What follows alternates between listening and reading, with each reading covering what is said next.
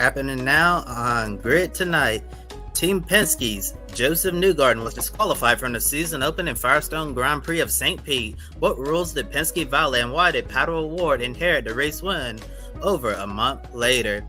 Teo Pourchaire is getting another IndyCar start after an impressive debut. Will the 2023 Formula 2 champion make IndyCar's future home, and could David Malukas' future with Arrow McLaren be in doubt?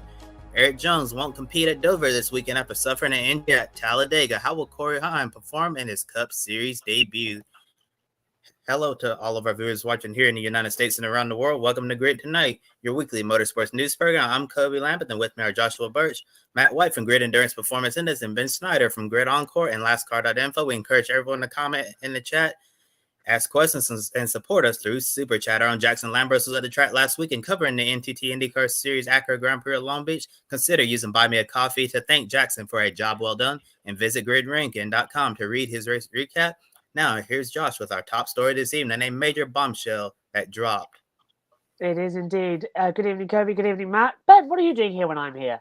That's not usually happening. It must be something big.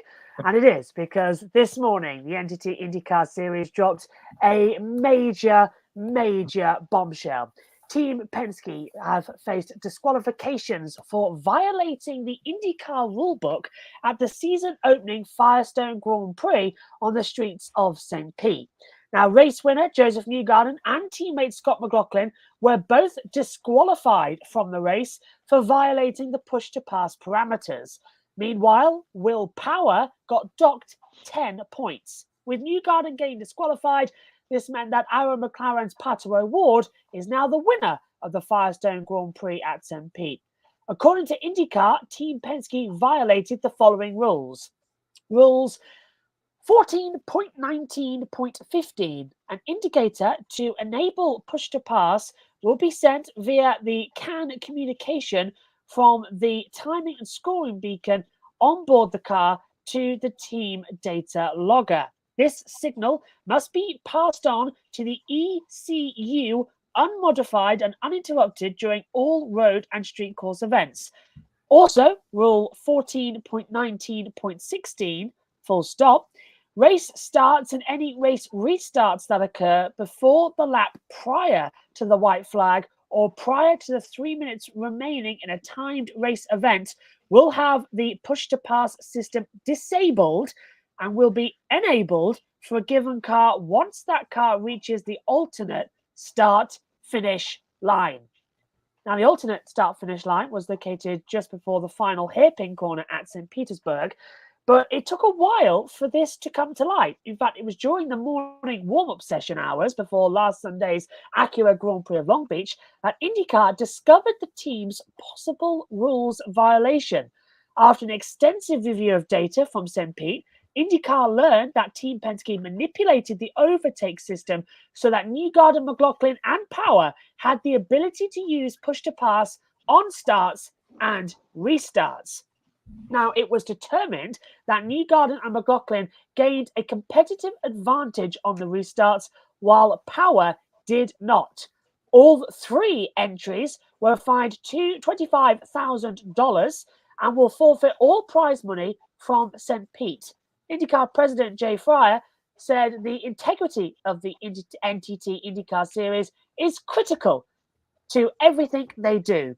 And IndyCar will debut a new technology inspection procedure this weekend at Barber Motorsports Park to deter this violation in future. The photo taken by Joe Sabinski from Penske Entertainment. Well, Ben and Matt are here with me now as well. Ben, good to have you on the Grid Tonight show once again, not stepping in for me hosting duties, but this is a bit more serious, and we'll start with you tonight because how bad does this look for Team Penske? And are you surprised that it took IndyCar this long to find a violation this big of the rulebook? Well, first of all, good evening, Josh. Good evening, Matt. And thanks, as always, for the opportunity. It's always an honor to come on this show. And I certainly have some thoughts on the news that has broken this week in the IndyCar Series, not just this story here, but I was going to come on anyway tonight to talk about the ratings, and we'll get into that a little bit later. I'm not going to say this isn't a bad look for Team Penske. Of course, it absolutely is. But it is a significantly worse look for the series, in my estimation. The problem and I think a lot of people are overlooking this. The problem is not the disqualification. If you break the rule book, you're found to be in violation of the rule book. We determined this over in NASCAR several years back when we said we're done with encumbered wins. You're getting disqualified. We're taking the win away. We're taking your finishing position away wherever you are. If you're found to be in violation of the rules to that extent that you gain a competitive advantage, you get disqualified, stripped of your result. No problem with that. It's the right decision. That's not the problem. The problem is that this race took place 45 days ago. The problem is that these violations were not discovered in a technical post-race inspection process that same night that the race took place, or at the very least, within 2 or 3 days of that race taking place, when it's fresh in everybody's mind. Imagine your Pato award day and you're just scrolling through X/Twitter like everybody else is, like we all were this morning around 10 a.m. when we got the news that, oh, by the way, all of a sudden, you remember that race a month and a half ago? Yeah, congratulations, Pato. You actually won that. I mean, I don't know how I would feel if I was gifted a win in that scenario like that. I mean, imagine if this happened in the month of May.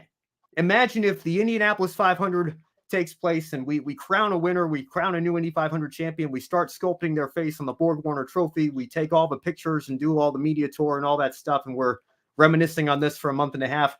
And only 45 days later do we find out in the middle of July, oh, by the way, yeah, it turns out you had an illegal part, or you used this part of your car illegally and modified it in an illegal way, and you gained a competitive advantage and we have to take away your Indy 500 victory. I mean, can you imagine the optics of that for a series that is struggling so mightily right now to find its identity and find its footing and remain just somewhat competitive with the other major forms of motorsport in this country right now? It is just absolutely ridiculous. It is utterly embarrassing that we are sitting here today talking about this 45 days after the fact when we should be talking about the disastrous ratings that we saw at Long Beach and other motorsports news taking place. But yet this is the top story. I'm not saying that it was wrong for IndyCar to come down so hard on these violations. That's not the problem. The problem is that they didn't discover these violations, or if they did, they kept completely silent about it. Jackson, our colleague, was on site at Long Beach this weekend. He told us he didn't hear any murmurs or rumors in the paddock that this was a possibility, that this was starting to brew, that IndyCar was saying, we've discovered this and we're going to look into it a little bit deeper. And if we find that they violated the rules, then this could be a possible. We didn't hear any of that. This was completely unexpected, completely out of the blue. And the fact that it is supplanted all the top storylines that we had for tonight's show, and this is what we're talking about, I think is utterly ridiculous and embarrassing for the series.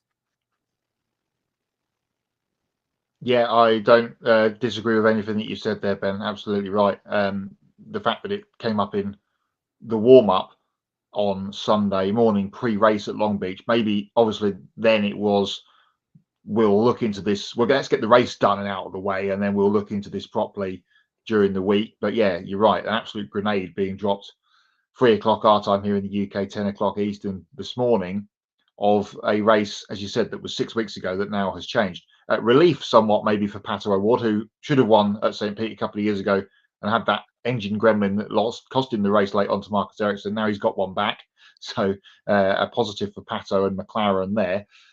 But I think here's what I've just been thinking while we were getting into that and listening to what you were just saying. Two things. We always hear when we watch Formula One, if you get the Sky Sports commentary, you can press the red button and watch whatever onboard camera you like. Well, in IndyCar, when you press the push to pass button, there's a light comes up on the steering wheel. So has it taken them 5 or 6 weeks to look at the onboards of the restarts, of which Scott McLaughlin gained 4 positions on restarts at St. Pete? That's clear that either he was just brilliant on the restarts or he had a competitive advantage potentially, which he shouldn't have had. Why are the drivers pressing the button on these restarts knowing that they shouldn't have them? My first thought was, well, maybe Penske have managed to automate their push-to-pass system. Obviously, that's not the case. Congratulations to Will Power for not pressing his button. And also, in this amazingly massive downtime of IndyCar we've had, which did include an event, of course, which, again, back to the ratings, no one watched and no one cared about. We had 9 hours of testing. The cars were not touched. How has this taken this long? Just should have been picked up at thermal. Surely, if this was in the cars as a data point, and in the telemetry, then I know there was obviously no restarts during the test, but surely there's got to be something in there which spikes an interest from some Penske engineer to go, oh, hang on a minute, we've messed up here.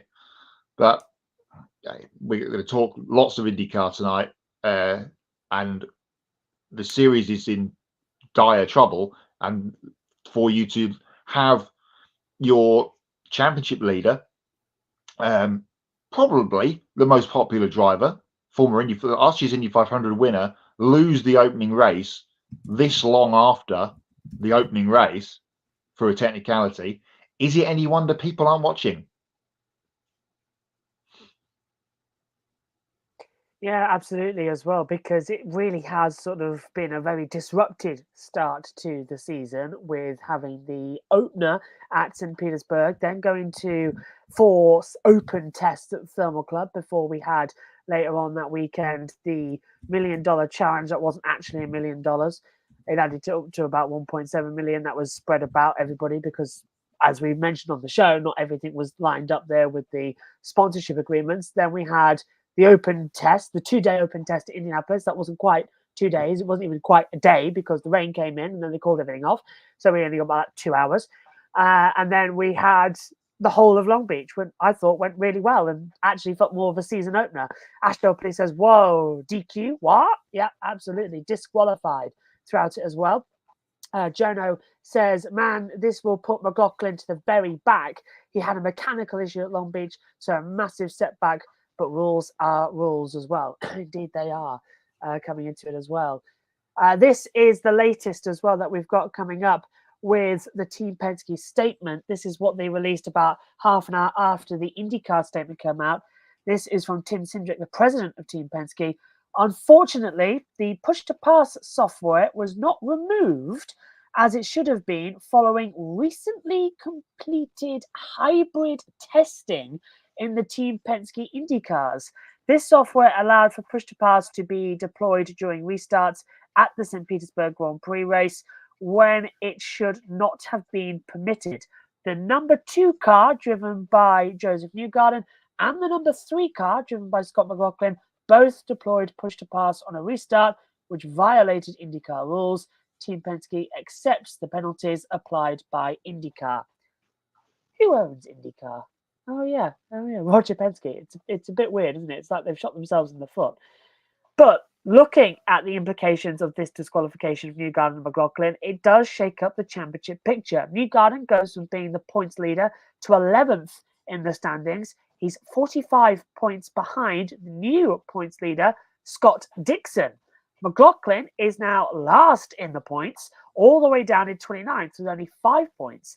And we remember when Meyershank Racing lost its Rolex 24 at Daytona win last year. The people in the IMSA paddock and fans alike didn't respond favourably to them for a while after the incident. If it wasn't for the disqualification at Daytona, Meyershank Racing would have walked away with last year's GTP championship. Instead, Acura parted ways with the team at the end of 2023 and left MSR on the sidelines from IMSA competition this year. Now we wait to see what the response will be from the IndyCar paddock this weekend at Barber regarding the Team Penske's disqualifications. Certainly, it is weird, as Astro Police says. Wouldn't it display the time spent using push-to-pass as well? I just can't fathom how it would take so long to make this call. This is bizarre.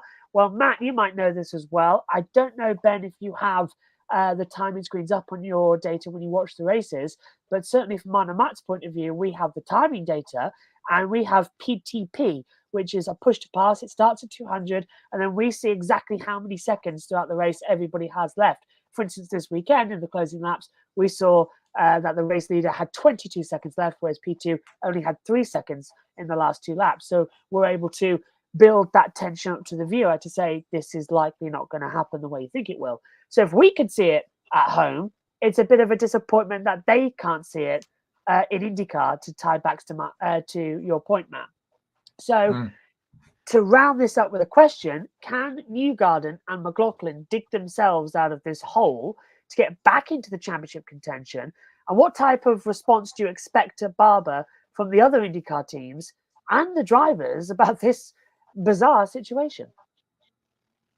Well, yeah, absolutely. I didn't even think about that when I made my comment about the lights on the steering wheel on the onboard cameras. Of course, you could see it on the timing screen. So again, probably should have been picked up straight away that something fishy was going on. Well, let's not forget at Barber, which is coming up this weekend. You might not know that, but there is another IndyCar race coming up this Sunday in Alabama. That Scott McLaughlin won there last year, and a couple of years ago before that, Josef Newgarden has won there too. But also so has Pato Ward. So it is a good track for Penske. They should be fine. Of course, the good thing, I suppose, is that this has happened now and not at Milwaukee or somewhere at the back end of the season when we've got a real hopefully a real championship fight on our hands, and then someone ends up losing a race for a technical query as such like this. So they have got themselves plenty of time. But as Jono said in the comment there, McLaughlin's now got 2 non-scores to his name for the first 2 races of the season. So that is a real stickler for the free team. But hopefully they can bounce back this weekend and pick it up at Barber.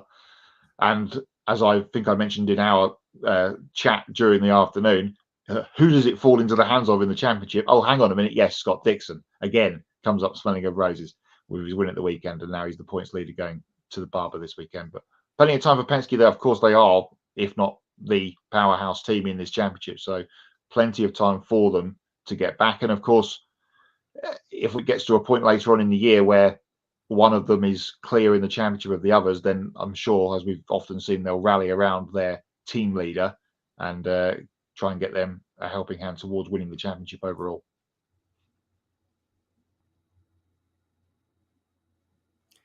Yeah, Matt, I was going to follow up on what you said about the series being in dire trouble. It's a good thing that the guy on that banner behind you is running the double this year and competing in the Indianapolis 500, because if he weren't doing that, I think, like we said before we came on the air, I think the 500 is going to be fine.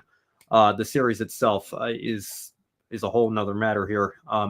I had forgotten, I'm sure NBC or USA, I guess, in this case, this weekend, ran some sort of promo or banner or sidebar somewhere telling you that there was a race this weekend, but I had forgotten that. I'd forgotten that 100 Days to Indy was coming back 2 days from now, until we saw a couple of people on social media talking about how they're going to handle how that affects that episode of the series.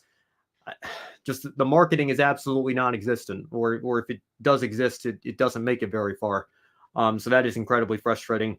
To answer the question here in terms of these 2 Penske drivers, I think Scott McLaughlin's going to be a tall ask. I didn't realize that he had actually fallen all the way down to plumb last in the point standings there. That's going to be a tall order. Scott McLaughlin has a obviously tremendous skill set and a great team around him.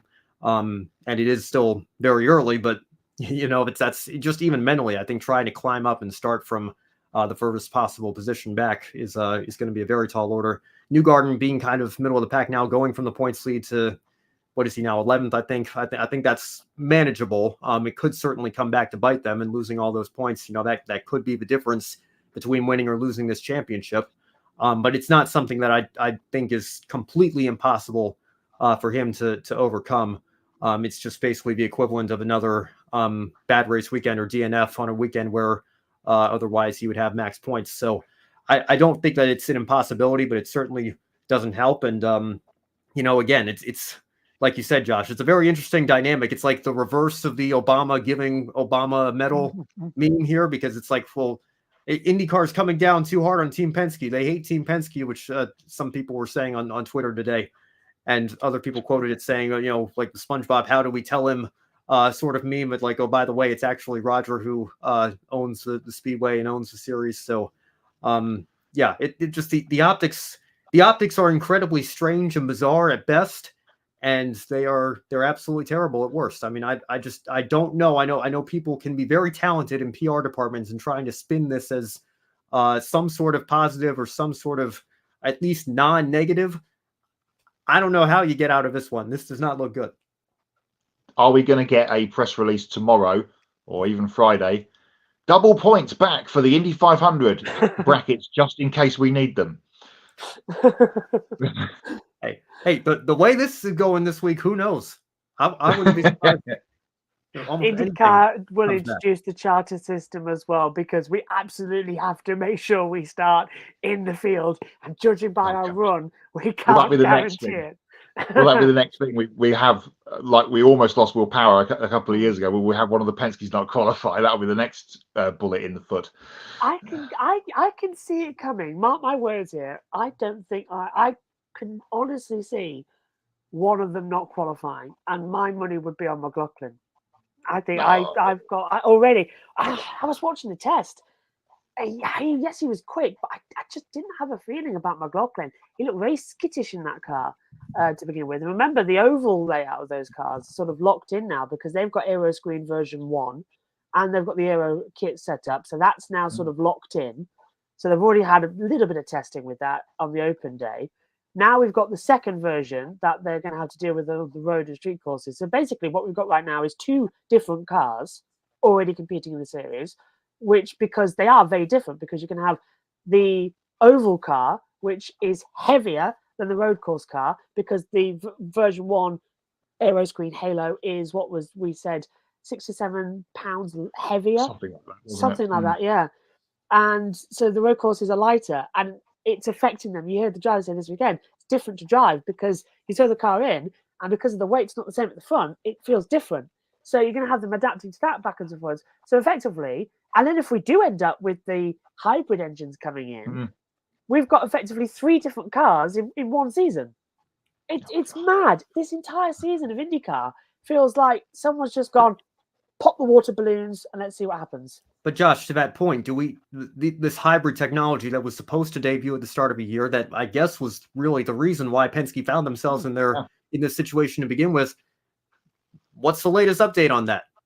Like, I'm not. It's not a rhetorical question. I'm genuinely asking. Does anybody know? Like, is that still on for the Indy 500? Did they push it back again? I don't know what's going on. It's supposed to be on Detroit. It was Detroit. Yeah, which is the week after, isn't it? Which is the worst place to debut it. Detroit, a track where you can't overtake at, you can't cool. We had problems with engine cooling last year and brake cooling as well, and we're introducing a brand new system there. I literally, I'm starting to think to myself that that meme of the guy coming in with the pizza. Well, forget the little bit of a fire. He's walked into a burning building. The entire thing is on fire, and this is fine, dog. Yeah. Yeah, it's getting to that. It's Leslie Nielsen with that. This is fine. And everything's exploding behind like crazy. It's getting to the point where I generally don't know where it's going to go. So I'm going to ask an additional question here. Will we get to the halfway point of the season without major changes in personnel at the top tier of IndyCar? That's what I'm thinking here, because I think there's no one who's got control over it. You've got the TV rights deal that you've talked about in the roundtable. You've got Roger Penske sort of being battled for control by the other teams. You've got sort of mutinies going on. So do you think we'll see a big change in IndyCar personnel? Ben, I'll let you take this. Yeah, go on.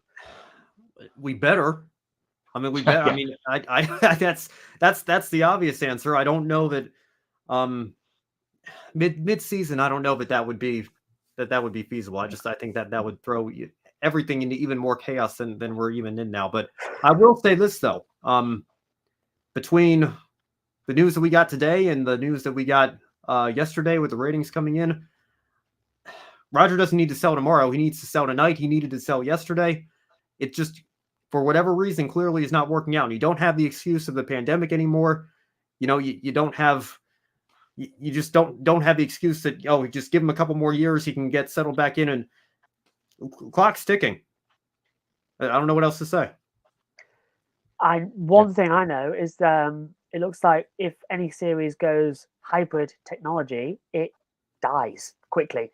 Touring cars down to 20 cars on the grid with hybrid technology that not everybody likes. IndyCar trying to go hybrid, dying off. WRC, exactly. It's getting to a point where they've gone too late. I think Formula One is sort of safe. They went hybrid right at the right time in 2014, and now they need to get away from it. They're going sustainable fuel, but they need to really ditch all the hybrid technology. But they lost Manor and Caterham, so their grid downsized a little bit. I mean, I don't know if those were obviously very small teams that were in financial trouble to begin with, but it did kill them off with your point. Yeah. And to the road car portion of the hybrid story, everyone's going away from hybrid now. We're seeing full electric. We're seeing hydrogen coming in. Hybrid was a fad. Yeah, it was fidget spinners and Tamagotchis. It came for a little while and then they disappeared and no one saw them again. Yeah, I think the top three now is you said it's electric, it's hydrogen, and it's synthetic fuels. That's the top three at the moment, which I think is actually the most robust one to go into it as well. I've just seen a link come up that I can't access as well. Yes, very valid point, JP. Hybrid for Indy makes no sense. It doesn't make no sense. It doesn't. It's we're 10 years away from it. I'll just split into two separate series and call it a day. No, not doing that again. No. We've done that once before. That's not doing that again. To go into it. If some one of you lovely chaps could see what that link from Jenny Fryer is in the chat, and I'll get on with the rest of it. I can't play the volume right now, obviously, because I'm on the air, but it's a new onboard from a lap 30 restart at St. Pete. Presumably that's pressing the button. Right, okay, so it is out there. Someone was listening to what I was saying not 10 minutes ago and has found it. Thank you. But again, Jenna Fryer, yeah. Why did it take 45 days? Why did it take over a year for Nelson Piquet Jr. to be found out? Well, that's another. When we all went, Matt was dodgy at the time. Well, they're still trying to change those results, right? Yeah, but this sets a precedent now, doesn't it? Because I bet you Felipe Massa is going to go, well, look, they've changed the result here. You can do it. But, Josh, you'll know the story of the Grand Prix where Sterling Moss said, "Oh yes, I reversed." Yes. And Mike Hawthorne got the championship. Yeah. Is that going to get changed in whatever year that was, 61 or whatever? We're going to go all the way back with all these rules. Oh, no, this happened or whatever, as we talked about when we did the Massa story a few weeks ago. Oh, my God. If that's the case, I think Jochen Rindt, he was champion, but he only got that because he participated in pre-qualifying. So he's down on the weekend. Hamilton in 07 China, he could have received outside assistance, but didn't. Because at that point McLaren didn't know it wasn't against the rules, but then it was against the rules. There's so many rabbit holes you go down. Yeah, but to the point, and I brought this up in the chat on several shows ago. I think the last time you guys were talking about Massa, like Mark Martin, they should have thrown him a yellow. Let's just give you your Daytona 500 over Kevin Harvick, right? J.R. Hildebrand, let's give you the Indy 500 over Dan Weldon because they actually threw the yellow a little bit sooner and the caution lights were delayed, and Weldon passed you under the yellow with you. So even though you had a limping car, you win the Indy 500. Let's give the Sixers game 2 of their NBA playoff series right now against the Knicks because Stephen A. Smith, the biggest Knicks fan on the planet, even admitted on First Take that the Sixers got robbed because the NBA came out with their last 2-minute report. I mean, where does it end? You go back and you change, even if it's justified, like I mentioned. The problem isn't the DQ. The problem is that it took so long. But now you say we can change the results of events that are a month and a half old.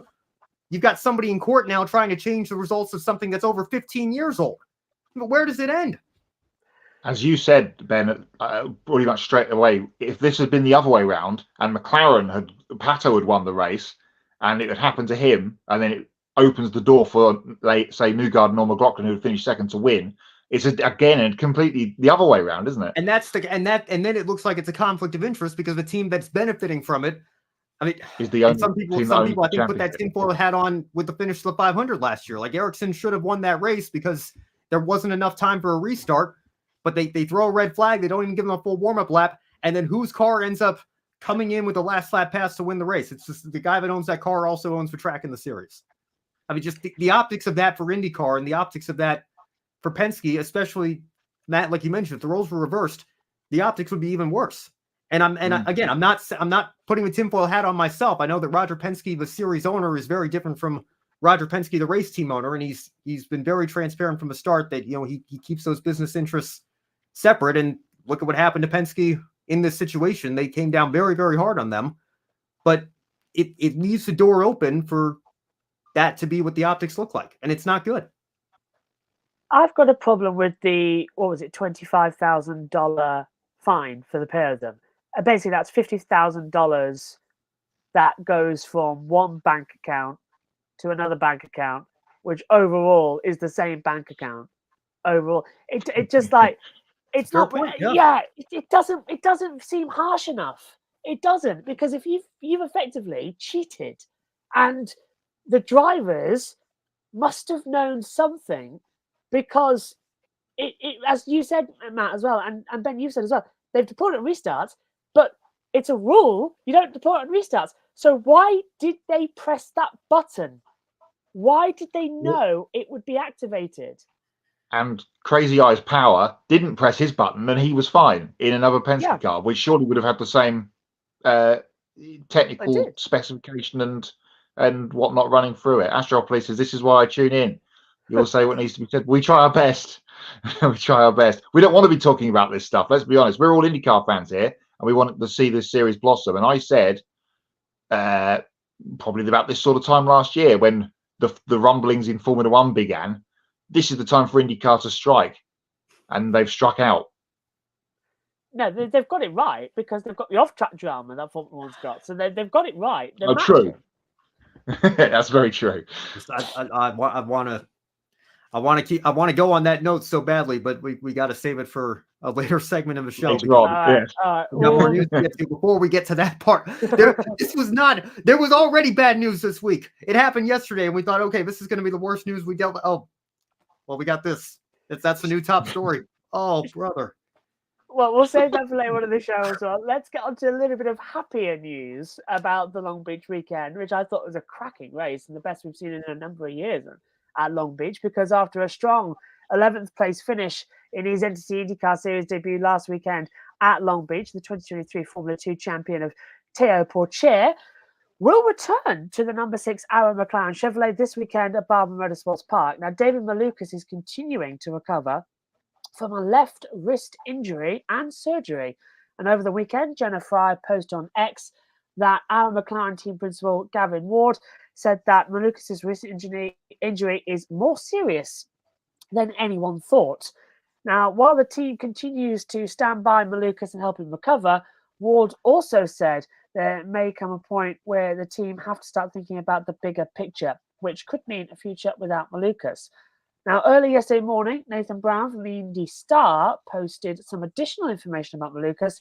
The link to this article is in the video description. And when you click to read Brown's article, you'll see comments from the team's sporting director, Tony Kanaan, you might remember him, who talked about the challenges this situation has created. Kanaan told the Indy Star they have a lot of money invested in Malukas, and they have to give him an opportunity to get better. But even the doctors are unsure about his recovery timeline. He added this is a vulnerable time in a driver's career, and if you don't have the right support, it can end your career. There's no word when Malukas will be cleared to drive again, and the photo is taken by Joseph Newgarden from Penske Entertainment. Seems like Malukas is shopping at the Juan Pablo Montoya School of Shoulder Injuries. Now, would it be fair if Arrow McLaren decided to move on from David Malukas before he's cleared to return to racing? It wouldn't be, but the sport is far from fair. And I think that's what, people have to take into consideration here and look at this from McLaren's vantage point, especially if Teo Porcher goes out and, I guess this will be the next question in this segment here, but especially if he goes out and has another great run this weekend at Barber, or he gets more opportunities down the road, depending on how long it takes for Malukas to recover. It's the debate if you want to make an NFL comparison, like your star quarterback goes down with an injury in preseason training, and then the backup comes in, the backup starts playing very well. Do you risk putting in the guy that you thought was going to be your starter and messing up the team's chemistry, or do you roll with something that you have that's working very well, even if your starter's fully recovered?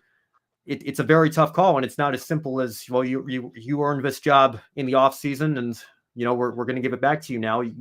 Sometimes you can't disrupt team chemistry like that. So is it fair? No, it's far from fair. David Malukas, I think, is very much deserving of an opportunity with a team like this. He's had some strong runs in the past in this series, and I was looking forward to seeing what he could do this year. But if you have the drivers that are substituting for you putting in good results, and Teo Porcher certainly put in a good result at Long Beach, it makes the decision very difficult. And I think McLaren would certainly be justified in keeping him in that car long term if Porcher is interested in that.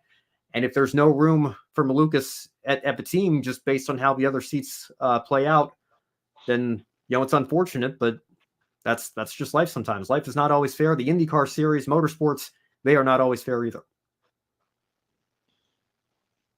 Yeah, again, agree with much of what Ben said. To your point, Josh, from before, at least we know that Malukas fell off his mountain bike and didn't claim that he was playing tennis, which is how Montoya apparently got injured in 2005, 6, whenever it was, when he was at McLaren in Formula One. It again, yeah, it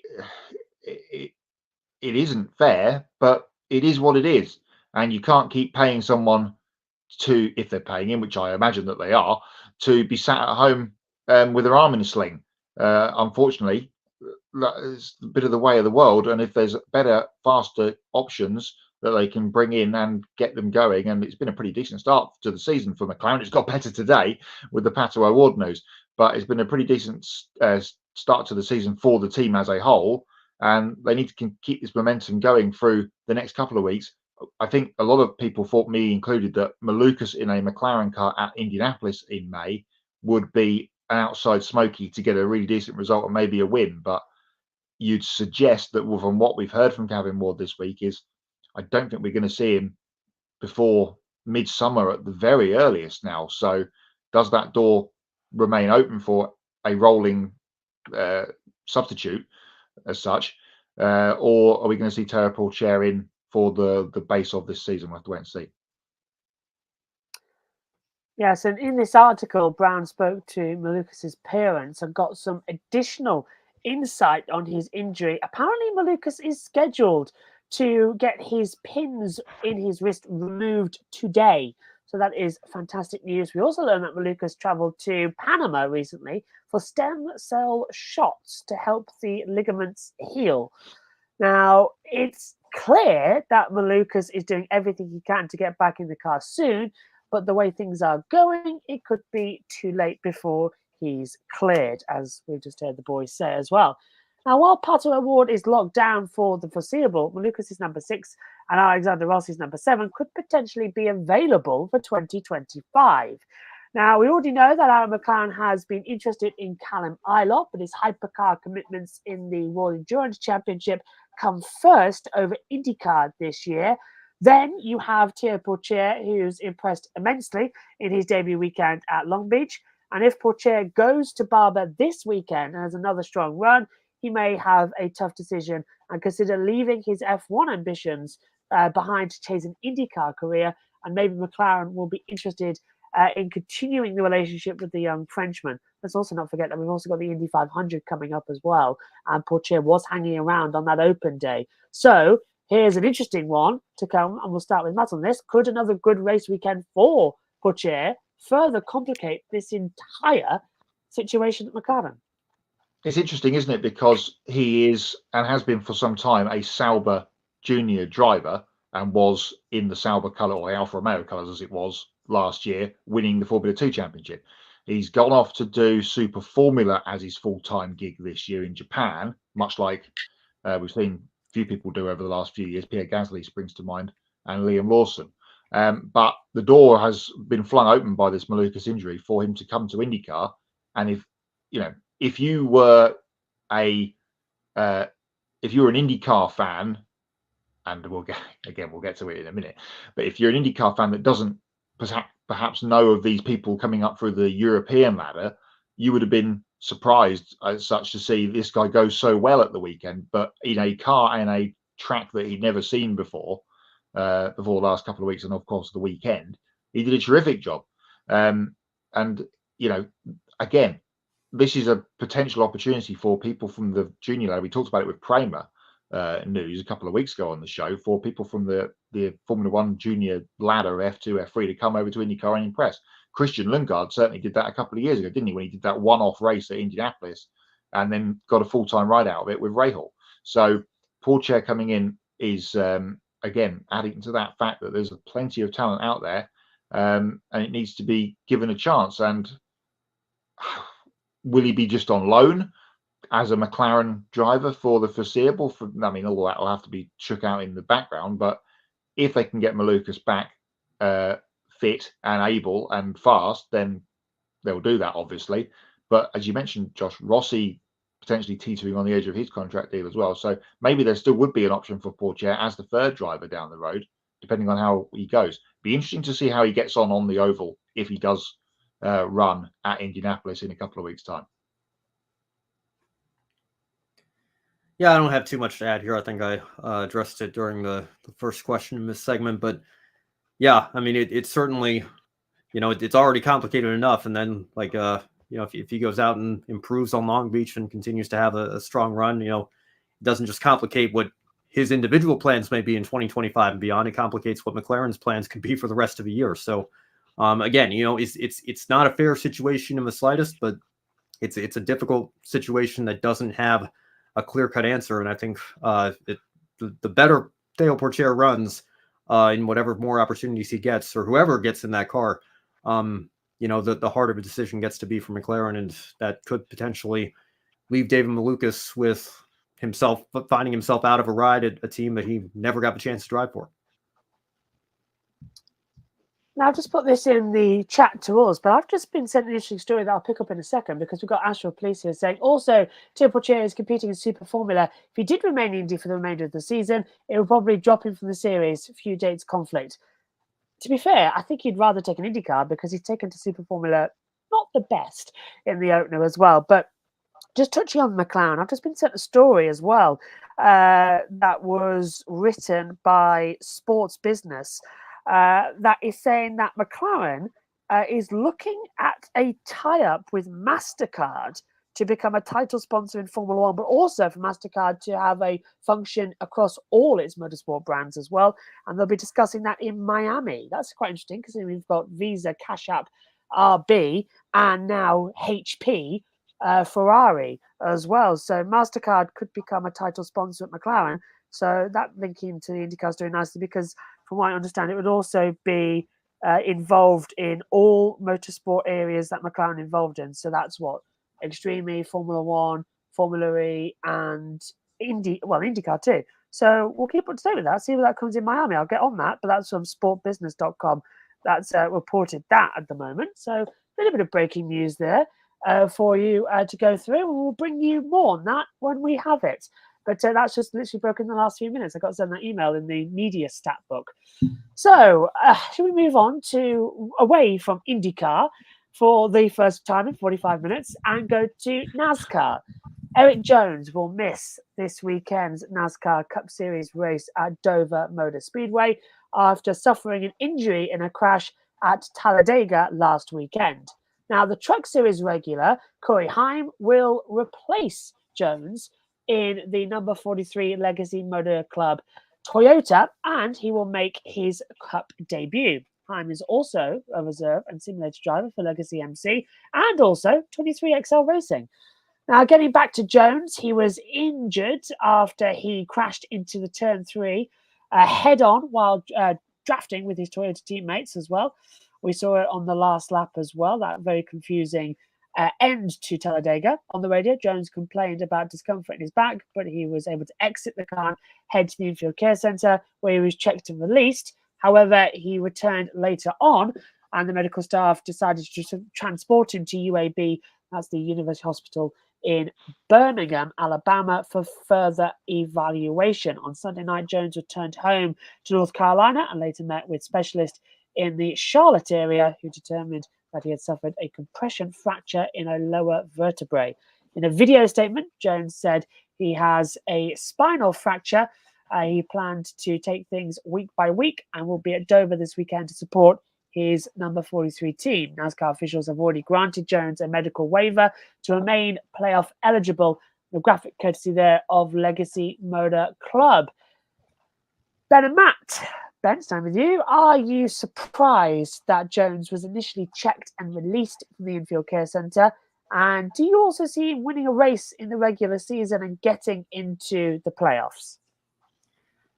I'm not too surprised. I mean, the back is very, very difficult to diagnose. And, I was reminded of, again, I know we were just trying to get away from IndyCar here for a little bit, but the first thing that came to mind for me was the Vegas tragedy that claimed the life of Dan Weldon. Will Power was also injured in that crash. And I think initially when the crash happened, obviously everybody was concerned for Dan, but also Pippa Mann and J.R. Hildebrand were fairly seriously injured.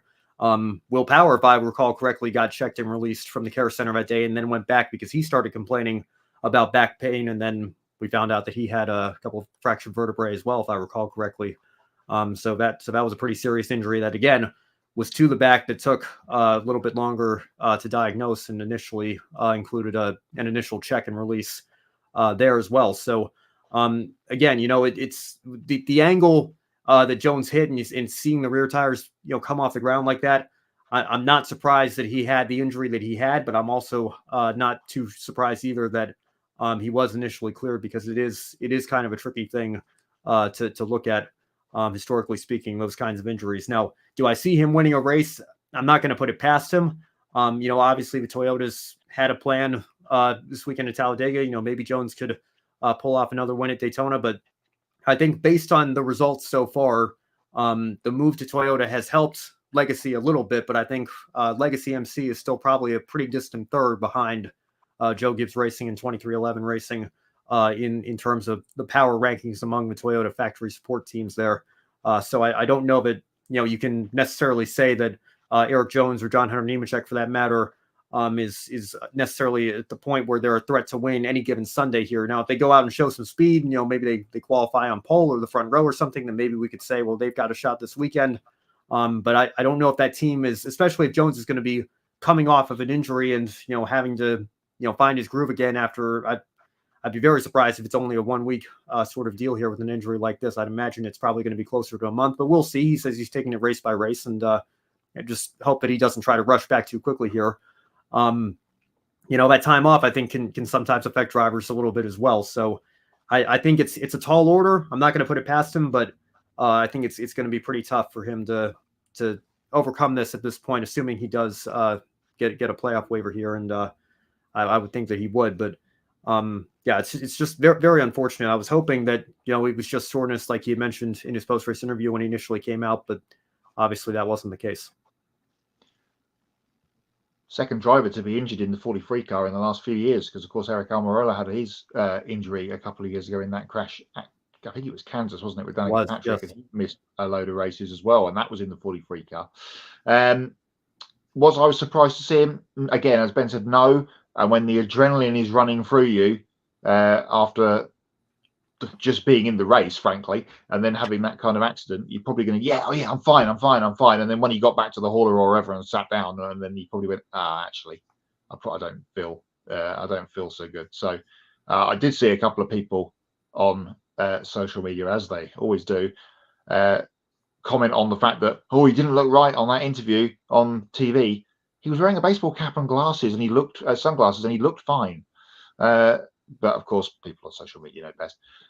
He's one of his best tracks, of course, coming up is Darlington in a couple of weeks. So he probably would have been looking forward to that, which is in 3 races' time.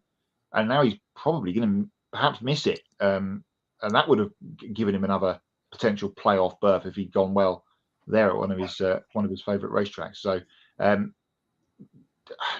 Ben said, they are the third running Toyota team. And a couple of them above them have all won now already. So spaces in the playoff grid already starting to fill up as we head into the summer. It would have taken, I feel like, a stroke of fuel strategy or fuel race to get him in, perhaps, especially now that he's going to miss Darlington in a couple of weeks' time. Now let's talk about Heim making his Cup Series debut as well. At 21 years old, he is one of Toyota's youngest prospects who's seemingly on a path to becoming a full-time Cup driver in the future. Right now, he is one of the top drivers in the Truck Series with Tricon Garage, and he's impressing a lot of people in the Xfinity Series in select starts with Sam Hunt Racing. Ironically, he's not the first young TRD driver to debut in Cup Series after filling in for an injured driver. As you mentioned, Erik Jones himself made his Cup Series start in 2015 for the injured Kyle Busch, and Ty Gibbs filled in for Kurt Busch in 2022. So, Matt, back to you on this one. Given the hype surrounding the driver known as Heim Time, what expectations do you have for him in Dover, and is this the first of many races in the Cup Series?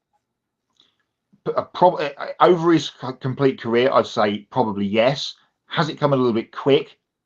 Maybe so, but situations dictate. Ben will probably be better to answer this because following the truck series more than I do, but he's certainly becoming one of the front runners in the series down there and has been winning races over the last little while. But yeah, I think he's certainly going to be a Cup regular in the future.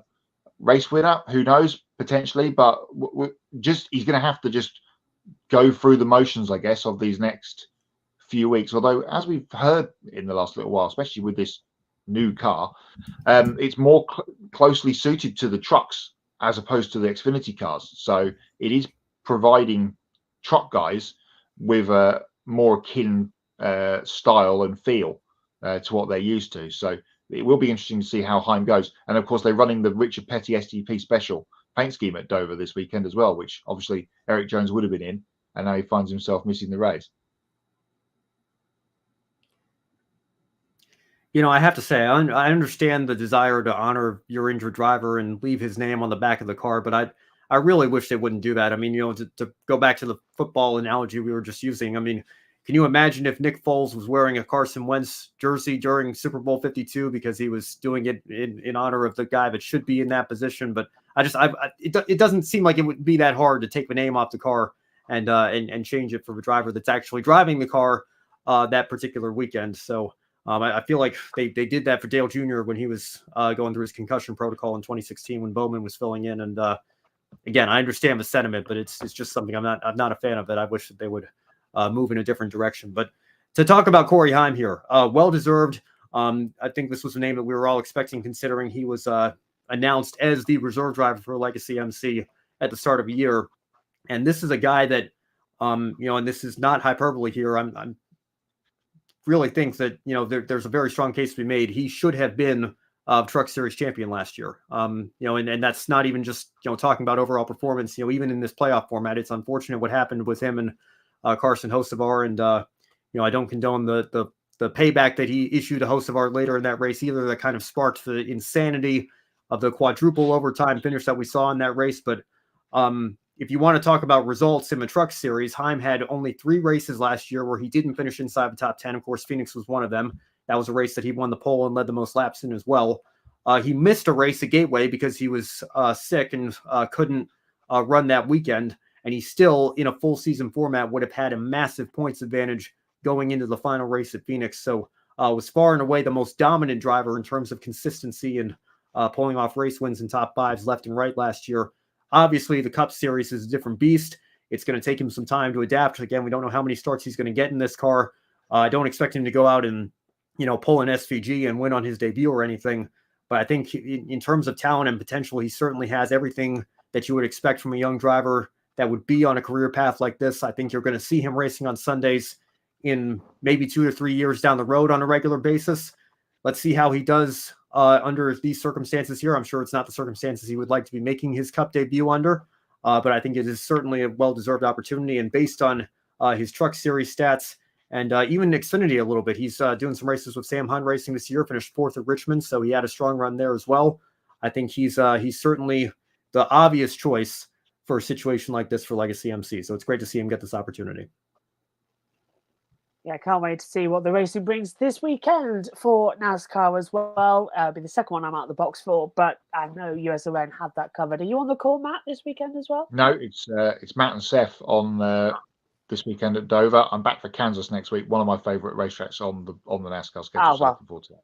We'll hear you then as well. I thought you 3 did fantastically well, by the way. I was listening on in the background, and it was very weird not being in the commentary box, but it's part of the deal. So, yeah, I'll look forward to that. And I think my next one is Darlington. So I come back at a brilliant time for Darlington. I love Darlington as well. I'll be watching loads of Darrell Water stuff going into Darlington as well. So let's move on to our hot topic for this evening as well. And certainly one that Ben was originally supposed to be here for. It's moved from our top story to our third down story. Because the TV ratings have come in for the Acura Grand Prix of Long Beach. And it's a bit on the disappointing side for the NGT IndyCar series. Yeah, just a bit. Well, let's play what it is. It's an absolute disaster. Because according to Adam Stern from Sports Business Journal, the IndyCar race on USA Network got 307,000 viewers. Let's just let that sink in. 307,000 viewers.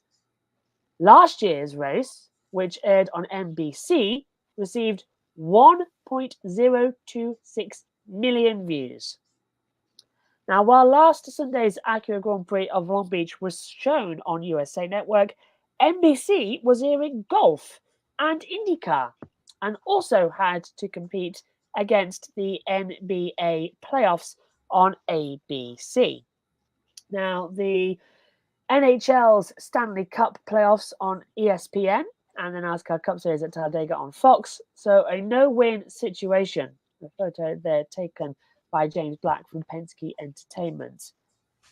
On X, at NASCAR Man compared the previous Long Beach races that previously aired on cable.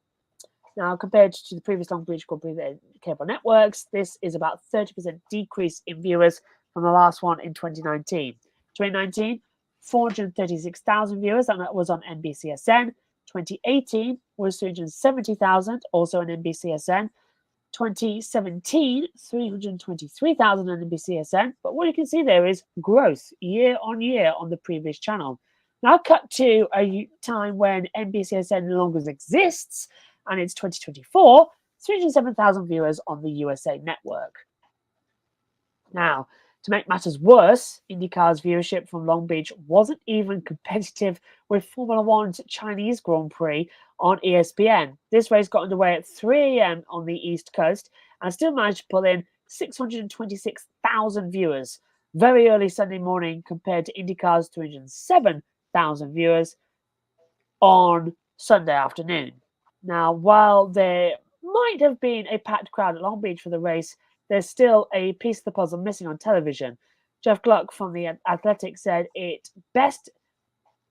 Gluck stated, IndyCar has an incredible product, great racing, super talented fields, awesome personalities, very accessible, cool events, and yet something isn't adding up with viewership, which is such a shame. Now, Ben and Matt still here. What are your main takeaways from the information we've learned from Long Beach viewership numbers? And I know, Ben, you're very passionate on this, so go. Got to get a sip of Baja Blast before this one. I thought this was coming. It's unacceptable. That's the only word I keep coming back to. It is just simply unacceptable. USA is in more households than NBCSN was, by the way, just to further drive home the point of how bad that decline is. Of course, being on cable doesn't help, but I don't buy that excuse as much as I used to here. That, oh, it was on cable. You got to. That's not an excuse for the ratings to be down 70%. The fact that you're going up. I mean, this is always a big time of year for sports, right? You got the NBA and NHL are firmly in playoff season. NBC was airing a golf event. Now, you can make the argument that they don't have a dedicated sports channel anymore. They do have a dedicated golf channel. It's called the Golf Channel. 40th anniversary of the Long Beach Grand Prix. Maybe it should have been on network television because it's your second biggest race of the year. Hey, the reality is that it wasn't. Doesn't justify a 70% drop-off year to year. But then you have the real nail in the coffin, the nail in the final coffin, as Marty Reed might say.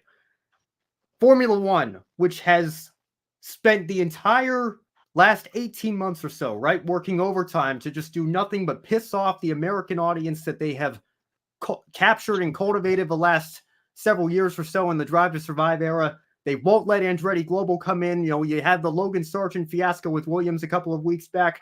The Vegas Grand Prix was a disaster for the fans that went to that last year. It took place at 1 a.m.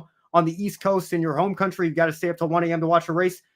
Do you guys know that between the hours of 3 and 4:30 or so, that is statistically the least likely time you are to be awake? Because it's too early for the early birds to be waking up, and it's too late for the night owls to be staying up. You are statistically most likely to be asleep, i.e. not watching anything on television, during this time slot that the Formula One Grand Prix was held on this weekend. and they got 626,000 viewers, which is more than double what you got on a prime Sunday afternoon slot on USA Network for your second most prestigious race of the year. It's indefensible. And I know that, Matt, we were talking about this before we came on the air here.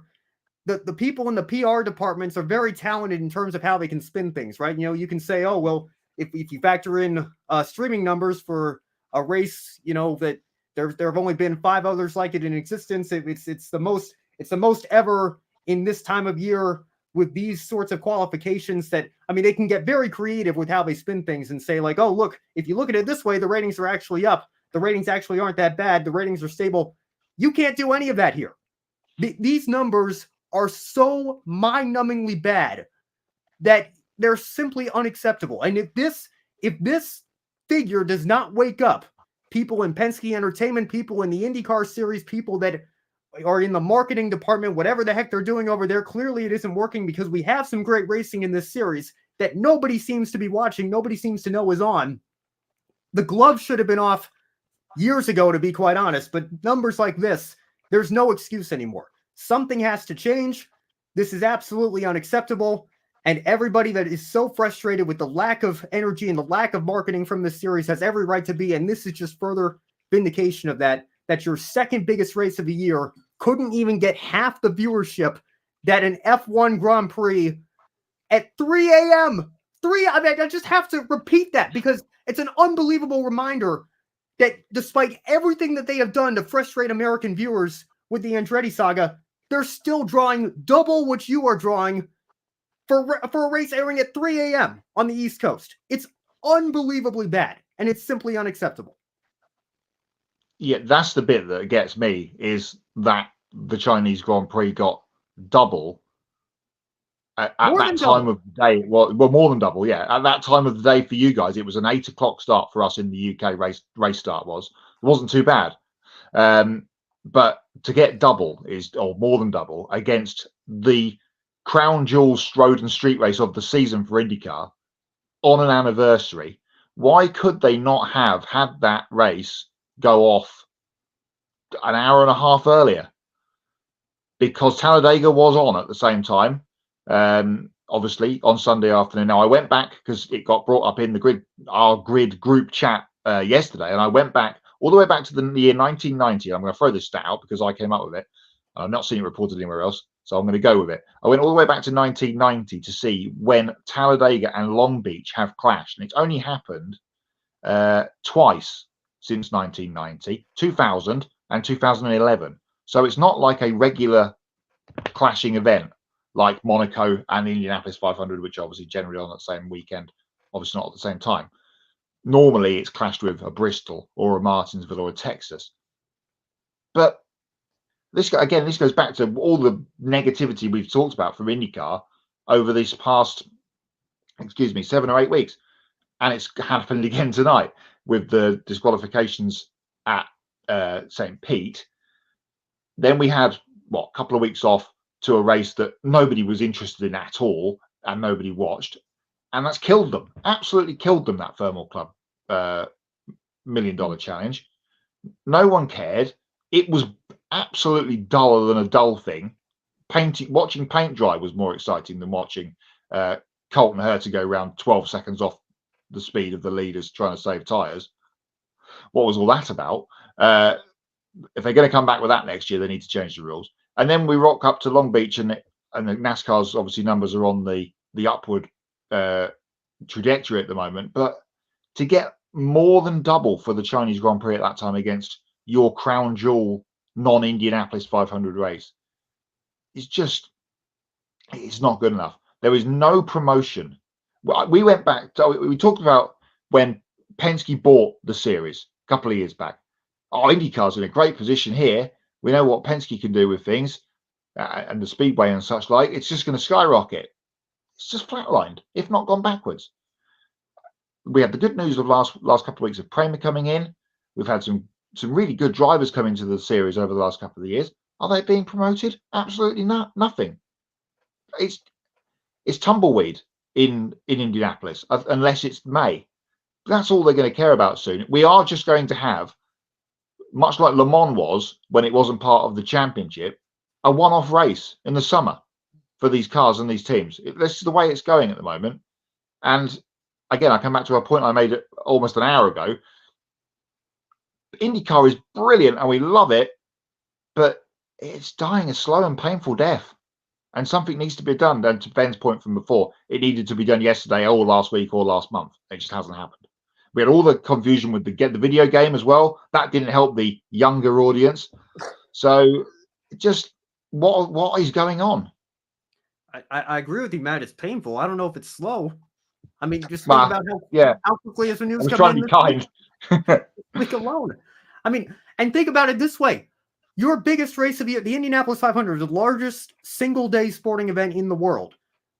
You factor in the grandstands and the infield, I think you can get just over 300,000 people into the speedway on race day, right? Oh, I know you go. Yeah. How many people watched your second biggest race of the year?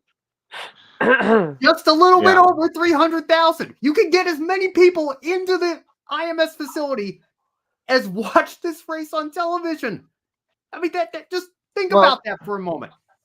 I'd suggest that number you skew the number, because if you include all the media, all the teams, all the TV people, that's going to be more than that, isn't it? At the racetrack, all the officials, all the flaggies,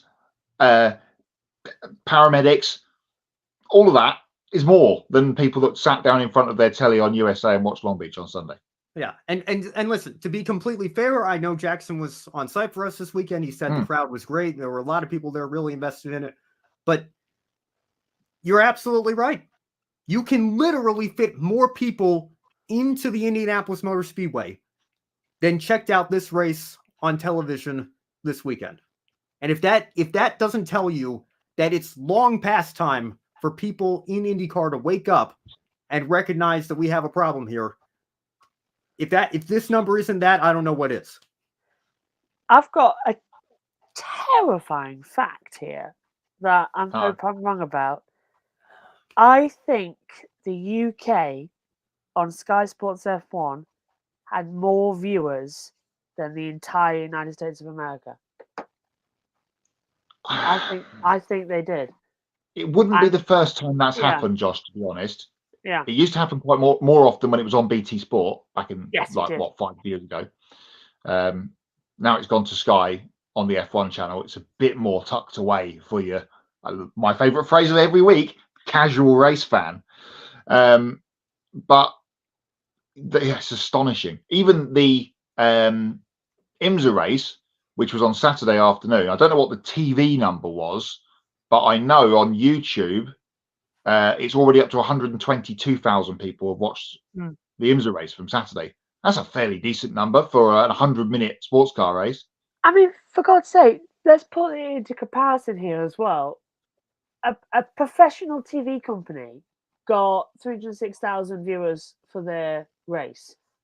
I got 110,000 viewers for a timing screen in MotoGP testing at the end of last year. I mean, it's beggars belief.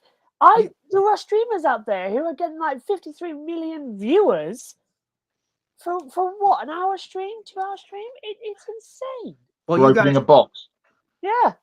You guys can answer this, hopefully for me, because since you actually live there. What's the population of the UK up to now, right?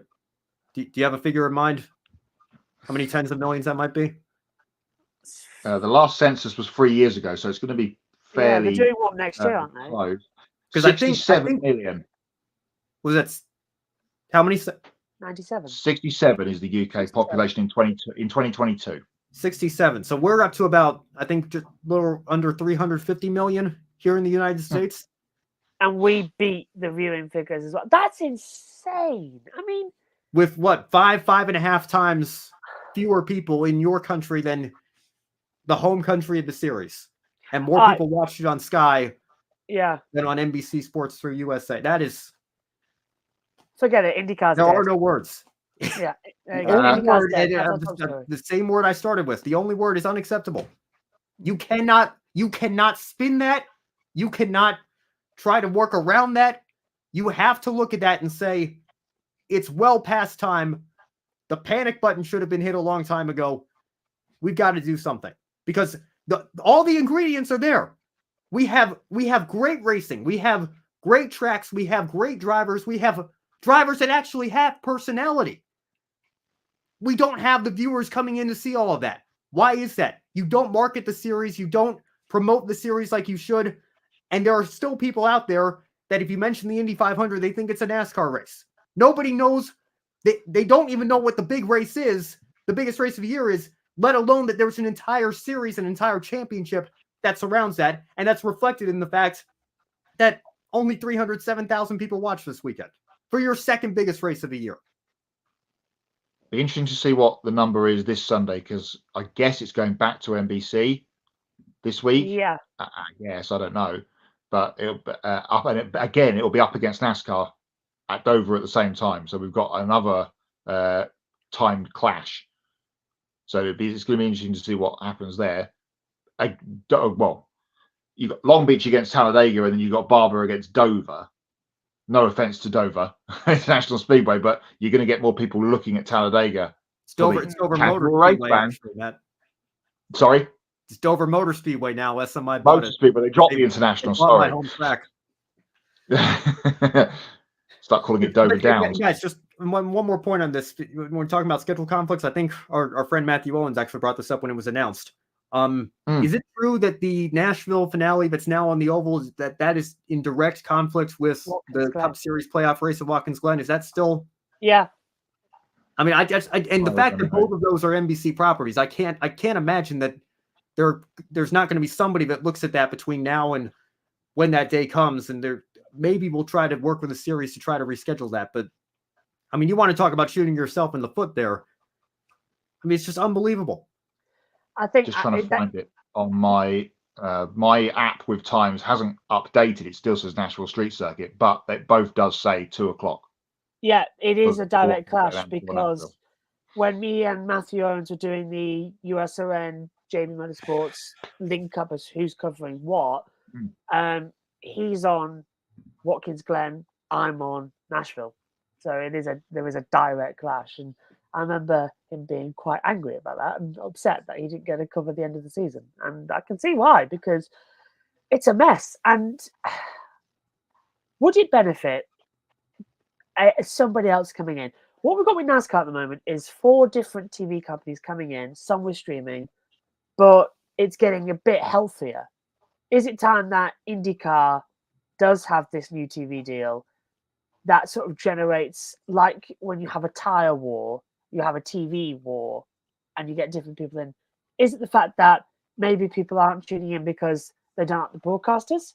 Because I know certainly people have spoken to me and say, "Oh, well, we love listening to you because we just can't stand Townsend Bell."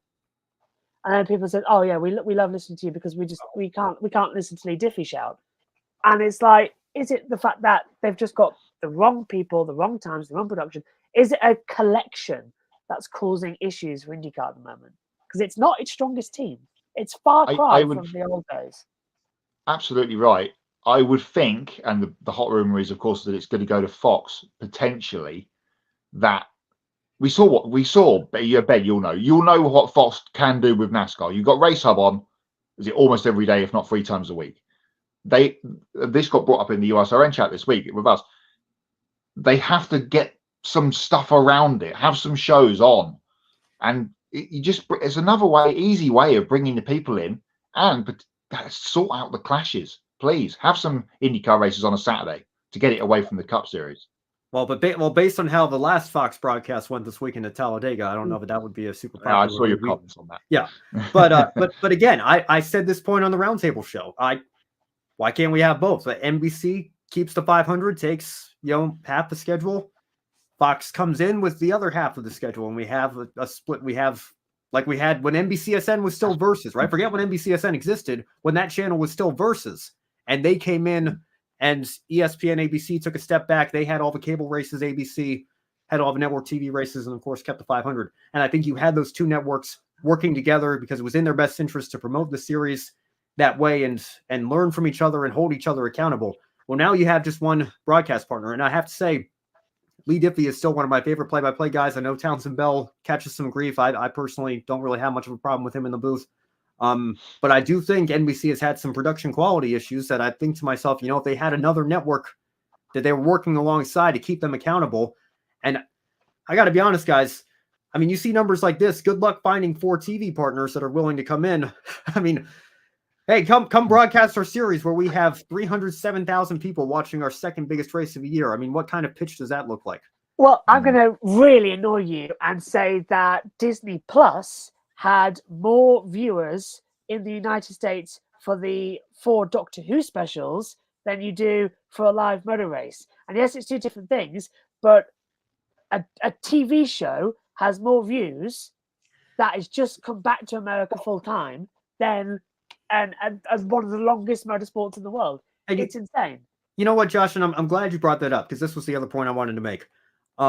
We're in an age now of streaming and, people have, anybody can pull up one of these. I'm on a computer right now. I've got a TV in the other room. Like, you can make the excuse that, you're going head to head against Talladega all you want. I watched both races. I had one on the laptop. I had one on the TV. I mean, it's not like it was, 30 years ago where everybody just had one family TV in their living room and there was only one thing you could watch at a time. And if you're going head to head with something, well, somebody's going to win out. Like, we have the technology now. And I can't remember. I feel like the figures that came out, they did say it was TV only. So who knows how many people streamed it on Peacock. I was one of the ones that was streaming it on Peacock. I can't imagine that it gives it that much of a boost considering when we have Peacock exclusive races, which I've just remembered, we have 2 of those coming this year, and they're probably not even going to release the numbers for those because they were so. It's just the more you think about it, the more problems you run into with this. I don't know. You guys have to take this from me because we've ruined the stream's runtime enough already. My internet's starting to dip, I think. Yeah, it's causing errors on my side as well, don't we? Casey says, "Yeah, I can't watch 2 races at once." Well, I had the IndyCar on, and then I had NASCAR on another little screen below me as well, next to where JT was on the commentary monitor. So I was keeping an eye on both races. But I'd love to know what the view figures are. Then again, it's going to be a lot more fun. I had the international feed down below, so I was without commercial breaks. We have actually read to the end of that segment, so we've rounded out nicely. So it's time to head over to Matt for the latest from the Grid EPI update. And please, God, don't mention IndyCar. I will mention Long Beach in the Grid EPI update, though, because that's where the weekend started. On the Saturday, as I mentioned before, the IMSA series touched down as it traditionally does at Long Beach for GTP and GTD action on Saturday afternoon, their 100-minute sprint race. GTP was won by Renger van der Zande and Sebastian Bordeaux for Chip Ganassi Racing in the 01 Cadillac, and GTD was won by Ben Barnicoat and Parker Thompson. That wasn't the only hypercars that were in action at the weekend. Round 2 of the World Endurance Championship was at Imola, and Toyota bounced back from a off-the-boil Qatar last month to win in Italy. Mike Conway, Kamui Kobayashi and Nick De Vries getting the win for Toyota Gazoo Racing. GT3 was a 1-2 for the WRT BMW team. Valentino Rossi's car was second. Darren Leung, Sean Galal and Augusto Farfus were the race winners. At Sepang, the GT World Challenge Asia got underway. 2 races, Frankie Cheng and Adelie Fong winning on Saturday, and Luv Wei and Lauren Heinrich winning on Sunday. And at Spa in Belgium, the 12 hours happened this weekend, the latest round of the Creventic 24-hour series, won by American teams CP Racing, Charles Putman, Charles Espenlaub, Shane Lewis and Joe Foster getting the victory. We've had a big shake-up in the points. Here is how it looks going out of week number 4. Lawrence Van Voort keeps the lead. He, Kevin Estra and Andre Lotto are second in that World Endurance Championship race. Dane Cameron and Felipe Nasr jump into the top positions as they're now eligible after 3 starts on the year. So we've got the top 5. 4 of them are part of the Daytona Rolex 24 winners. Only Kevin Estre, the interloper, but he is also another Porsche driver. So Porsche drivers through the top 6 positions in the Grid EPI at this moment in time, with Renger van der Zande there in 8th position after his win at Long Beach on Saturday. One notable absentee from the top 10 is Joel Eriksson. He was 3rd last week in the points, but he drops all the way down to 24th position after, it is 24th, isn't it? Yes, 24th, there you go, on 10.4 after competing in the GT World Challenge Asia races at the weekend at Sepang, but not scoring any points. So he drops way down. That's as much. That's a big. That's how it shuffles around in the grid EPI on a week-to-week basis. But as you can see, we've got plenty more different names again this week, with some of the IMSA guys becoming eligible after 3 starts on the year. This weekend we have the final of our series that haven't got underway, getting underway, and it's at Oschersleben for the ADAC GT Masters and the DTM, and it's the second round of the British GT Championship this weekend at Silverstone. That is the Silverstone 500. So they are 3 races there, or 3 events to come into week 5 of the Grid Endurance Performance Index next week. All those winners and the updated points on the show in the normal slot for you. Now, we haven't heard from him since the very top of the show, so let's bring Kobe back in, where he has plenty of NASCAR news for us this week. Thanks, Matt. I've been asleep for the last hour. Did I miss anything important? I guess I just catch it tomorrow morning when I've had some more rest. But yeah, time for some more motorsports news from around the world. Repco Supercars Championship regular Cam Waters will officially make his second start in the NASCAR Craftsman Truck Series on May 4th at Kansas Speedway. Once again, Waters is getting back behind the wheel of the number 66 Thor Sport Racing Ford F-150 with sponsorship from Treaty. The supercar star made his Truck Series debut a few weeks ago at Martinsville and impressed despite finishing 30th after getting involved in a crash. Waters acknowledged that Kansas is 3 times as long as Martinsville, and the average lap speed on the 1.5-mile track is way higher. However, he admitted that he needed to get through Martinsville before getting approval to race on the 1.5 mile at Kansas. He plans to spend some time in the simulator to learn the track, graphic courtesy of Thor Sport Racing. More Truck Series news. Connor Mosack has signed with Spire Motorsports to run select races in the Truck Series. Mosack will make his first start in the number 7 Chevrolet on May 4th, just like Waters at Kansas Speedway. He'll make additional starts at Charlotte, Pocono, Kansas Fall Race, and Homestead, Miami. Mosack joins a growing number of drivers who made starts in this particular truck, joining the likes of Corey LaJoy, Kyle Busch, Connor Zilich, and Sammy Smith. He said the number 7 truck has been really strong so far this season. The tracks on his schedule are some of his favorites. Graphic courtesy of Spire Motorsports. Even more Truck Series news. 2018 Truck Series champion Brett Moffitt is making his return to the series with Tricon Garage. Moffitt's first race in the number 1 Toyota Tundra will be May the 4th, again, at Kansas Speedway.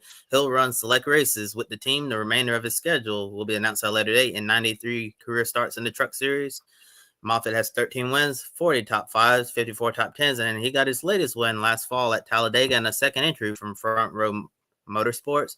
Moffitt said he's eager to get back behind the wheel, but wanted to do that with the right team that can consistently compete for wins. Graphic courtesy of Tricon Garage. Earlier today, NASCAR unveiled the nominees for the Hall of Fame class of 2025. 3 new names have been added to the modern era ballot. Greg Biffle, Randy Dorton, and Jack Sprague join Neil Bonnet, Tim Brewer, Jeff Burton, Carl Edwards, Harry Gant, Harry Hyde, and Ricky Rudd. Ray Hendrick, Larry Phillips, and Bob Welborn join Banjo Matthews and Ralph Moody on the Pioneer ballot. Meanwhile, Dean Sicken joins the Landmark ballot with Alvin Hawkins, Lisa France Kennedy, Dr. Joe Mattioli, and Les Richter. Graphic courtesy of NASCAR. Yesterday evening, NASCAR announced the format for next month's All-Star race at North Wilkesboro Speedway.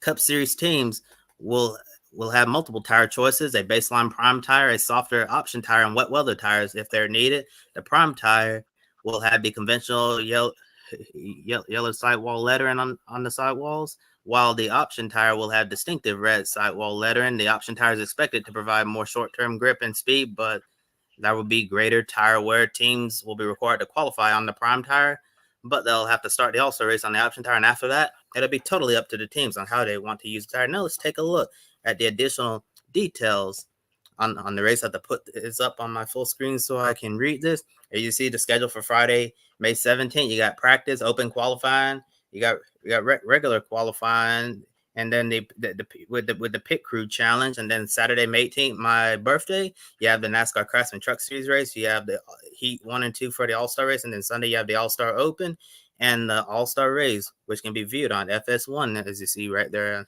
on the screen.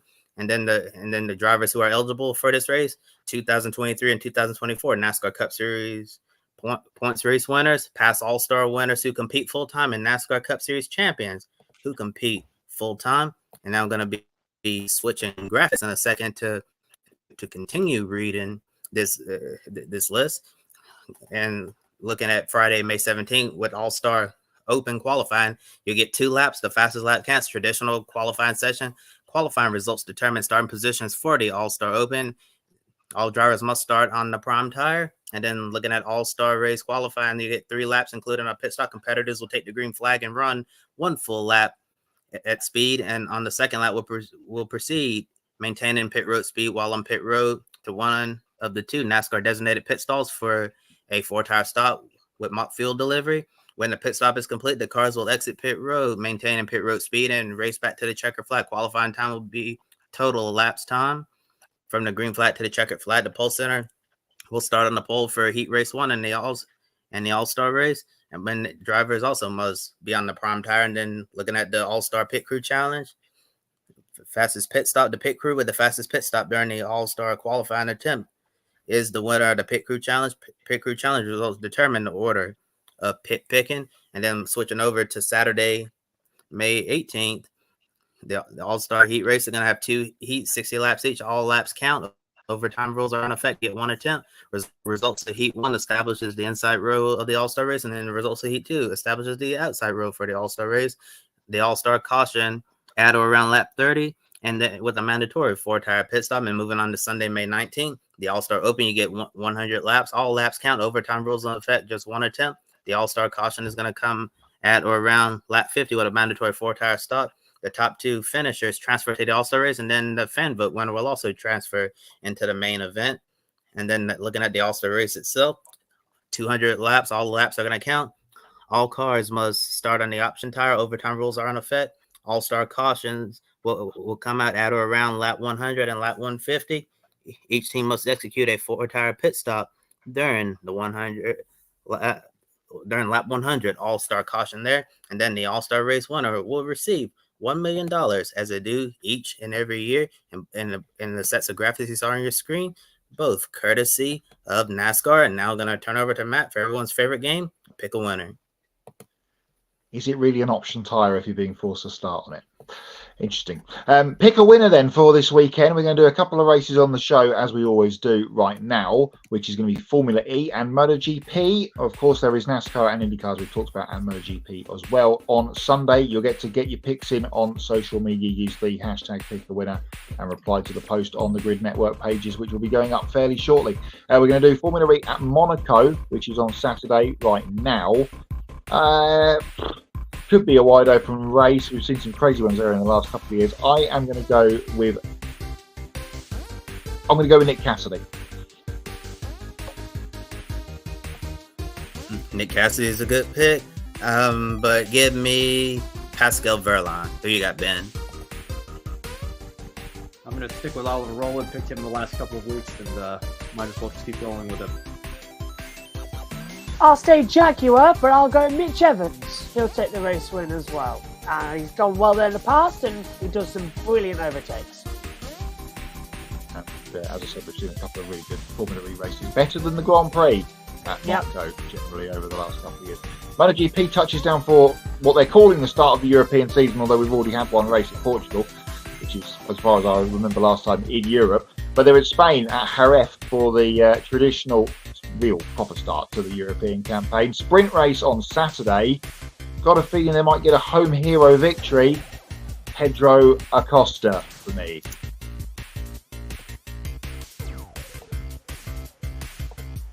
Yeah, we've been speaking very highly of Pedro Acosta these last few weeks, but I'm going to go with someone who traditionally does extremely well in these sprint races. Give me Jorge Martin. Took the words right out of my mouth, Kobe. Jorge Martin is going to be my pick as well. I'm going Pedro Acosta. On that KTM here last year, the KTM last year had the best start across all 4 we had. 2 red flags restarted it. Miller and Binder got a lightning getaway and led for so long. I think with that gas switcher, he's on the same KTM bike, it'll be Acosta. It's his type of circuit. It's his time as well. Yeah, he's becoming man of MotoGP, that we can be sure. It's a pretty tricky track to overtake on as well. So keep an eye out for that on Saturday. We'll bring you all the news, notes and things on pre-race and post-race over the weekend and get you an update on the scoreboard. But now, Josh, it's time for us to do Hots and Nots, brought to you by insert your name here. And we have Ben to do it with us this week as a bonus. So I will leave the floor open for you guys to do your Hots first. I get my virtual screen ready for this. There we go. There we go. Ah. It's all going to hell anyway, isn't it? So yeah. Okay, Hots from the weekend. Really enjoyed Long Beach. I thought it was a great race, great thrilling end, and one of the best we've seen in a very long time there. I enjoyed the Chinese Grand Prix as well, actually. I really did. I thought it was yes, Max dominated by country mile, but I thought the sprint was okay, gave us a good idea, gave us a bit of something new. One of the best qualifyings we've seen in so long. And I just wish it was for the main Grand Prix, not the sprint shootout. How Lando Norris got 1.2 seconds over the rest of the field, I'll never know. But me and Megan were going nuts in the commentary box over it. It was brilliant.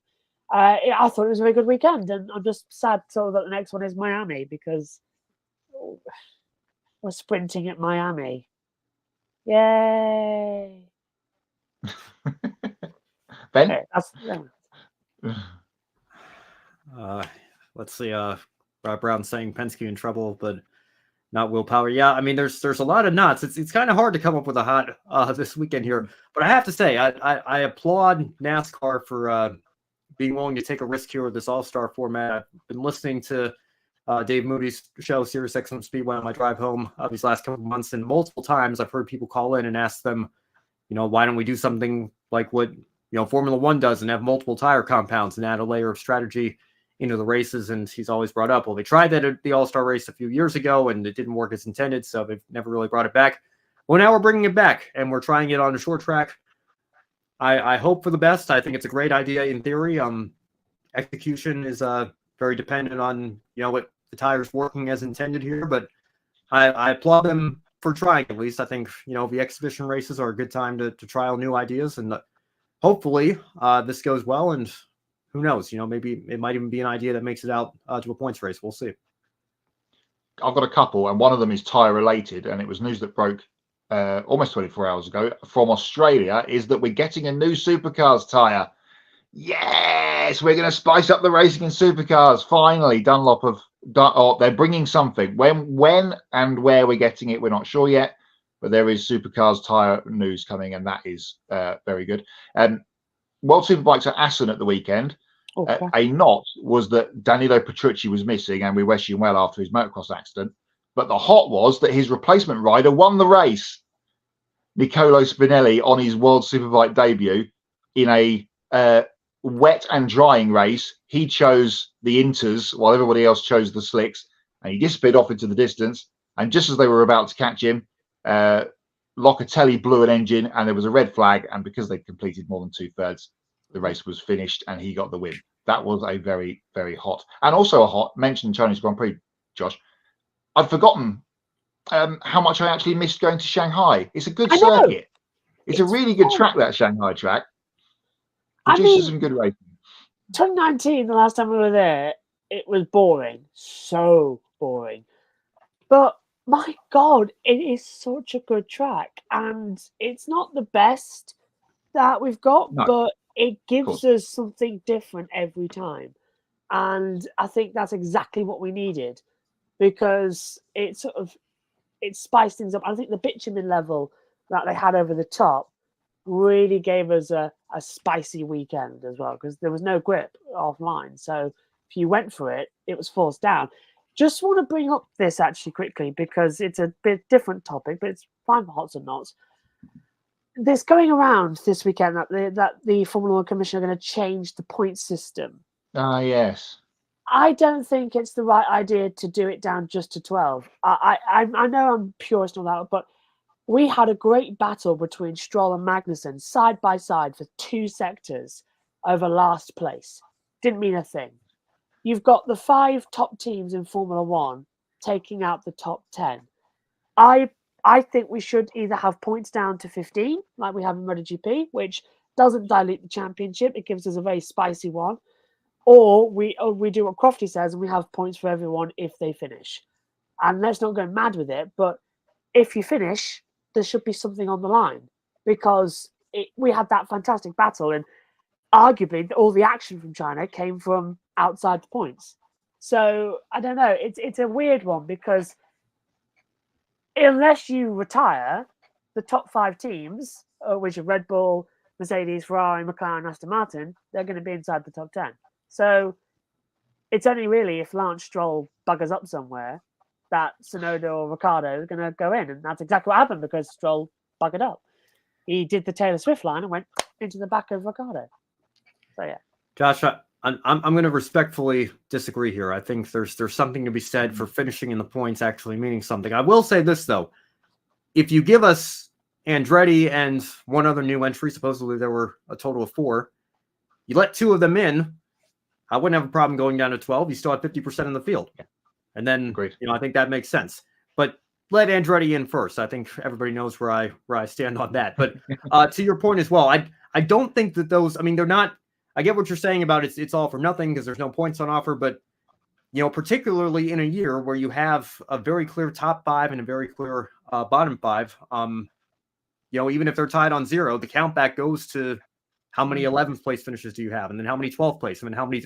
So, if you're talking about those positions in the constructors or the drivers or whatever, we went through this, I think, in 2021 with Kubica subbing for Kimi for a couple of races. And he had a 14th place finish and a 15th place finish. And Nikita Mazepin had a 14th place finish and a 16th place finish. And because of that, Kubica was technically ahead of Mazepin, and Mazepin was 21st in a 20-driver championship, which was kind of amusing for us to joke about. But the point being, those finishes, even though there's no points on offer, there's count back tiebreakers on offer. So I wouldn't go so far as to say it's entirely meaningless. It doesn't help you moving up and down the point standings because there's no points on offer. But, when you're on level terms and points are that hard to come by in the back half of the field, I don't think it's entirely meaningless either. But as a counter to that, you would still then have the basic system. Nothing would change because nothing would change. If you awarded points down to everybody, nothing would change in the driver standings because you're still going to have the top 5 teams at the top. What you have is a much more interesting midfield battle because say you're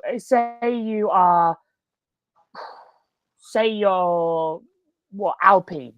They've been stuck at the back all weekend long. Alpine in the first 3 races of the year were terrible. They were 19th, 20th in qualifying. But in China, they were 9th and 10th, and they were straight up there. They were getting up there in qualifying. And they dropped back in the race because their race pace isn't there. But they had a great weekend and benefited from everybody else. So that's the point. If you have a good weekend and you're a backfield, midfield team, you get nothing for it. And it gets so complicated trying to explain to everybody, oh, yeah, even though it's 0 points, it's changed ground in the championship because of this, this, this, and this. So if you have points for everyone, it doesn't change the overall standings because 9 times out of 10, you're still going to have the Alpines at the back finishing 19th and 20th, picking up 1 and 2 points. So it doesn't change anything. All it does is it gives us an easier way to pick out the championship running order. And it's only if you finish the race. So if you DNF, it really puts the hammer on. You've lost out here big time on points.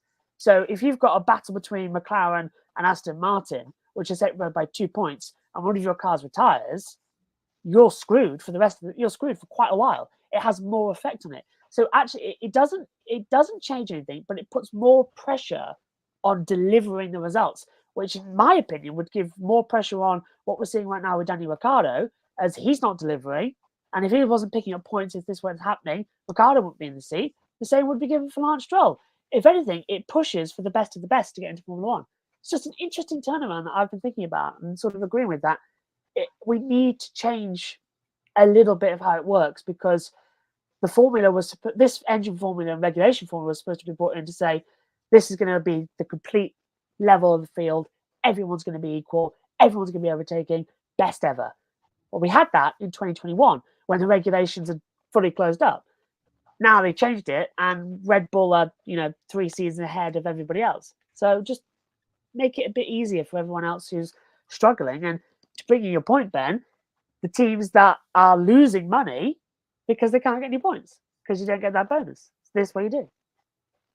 But I correct me if I'm wrong. I thought the number of points you had meant means like you have to pay X number of pounds or euros or dollars or whatever for your entry fee the next year. So the more points you score, I assume they would tweak that if they tweaked the points. Yeah.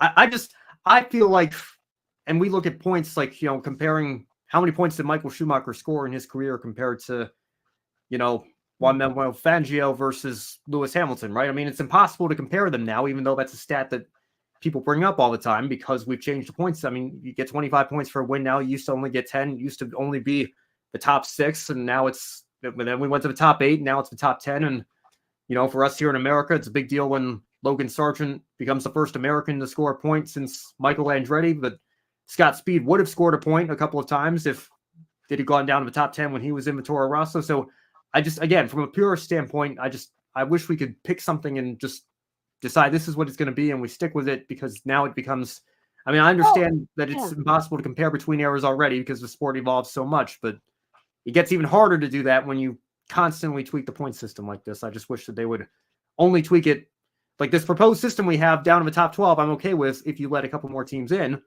so that the ratio is the same, but going so radical that you give points out to everybody just for finishing the race, I feel like I wouldn't like that. That would be a step too far for me. Matt? Yeah, I don't know. I really don't know. One quick final hot, while we've been on the air, they've released Kyle Larson's All-Star, Darlington Throwback paint scheme, which is a Kellogg's Terry Labonte paint scheme. It is chef's kiss. It should have been done ages ago, and it is absolutely superb. I'm going to do a quick knot because there you go. Thank you, Ben. It is brilliant. That is absolutely superb. Special K. Texas Kyle. One quick knot because the crowd at China was great, and they all came out to see the Grand Prix back, which was brilliant. They definitely played crowd noise in though. When Max Verstappen took the lead, it was clear as day. Yeah, definitely in the sprint. Can't remember really about the Grand Prix, but obviously he led away from the beginning. But definitely in the sprint race, they played the crowd noise in again, and I sat there and went, "Oh yeah." I heard it. It's unnecessary. That's my quick one only knot because it's 1:45 in the morning. Blimey, we really have rambled, haven't we? As well, we have. Have we done our knots? We've done all our knots, right? Yeah, you can quickly do one if you like. I have one final now. I'll go quickly because I know it's getting late over there. We've gone on for almost an hour 45 here. But Kobe mentioned during the follow-ups, the Hall of Fame nominees were released today for NASCAR. And I have to say, the modern era ballot is looking very, very strong. I think last year should have been a complete slam dunk. I mean, there's part of me that thinks Chad Canal should have been unanimous, to be quite honest, because how can you not put he and Jimmy in together? The fact that Jimmy wasn't unanimous is just an absolute disgrace. And, we had this conversation on the show, when it was appropriate last year, but we'll leave it there for now, because the modern era ballot this year, I think you can make a very strong case for almost everybody on that list. The Pioneer ballot I have a problem with, and specifically I have a problem with AJ Foyt being taken off, because the last 2 years, I believe AJ Foyt has finished second behind Herschel McGriff, who again was also long overdue, would have been my vote. Sorry, I'm drawing a blank here. It's been a long show. Who got in on the Donnie Allison got in last year on the Pioneer ballot. And I thought that was a bit of a surprise because I thought he was a little more borderline than, some of the other names on that list, like particularly Sam Ard was on that list as well. Brandon and I have a discussion on Encore about, AJ Foyt obviously being a motorsports legend, but is he specifically a NASCAR Hall of Famer? Has he done enough? It seems like there was momentum being gained to potentially put him in, coming second the last 2 years, and now the Pioneer list comes out and he's not on it, and Sam Ard's not on it either.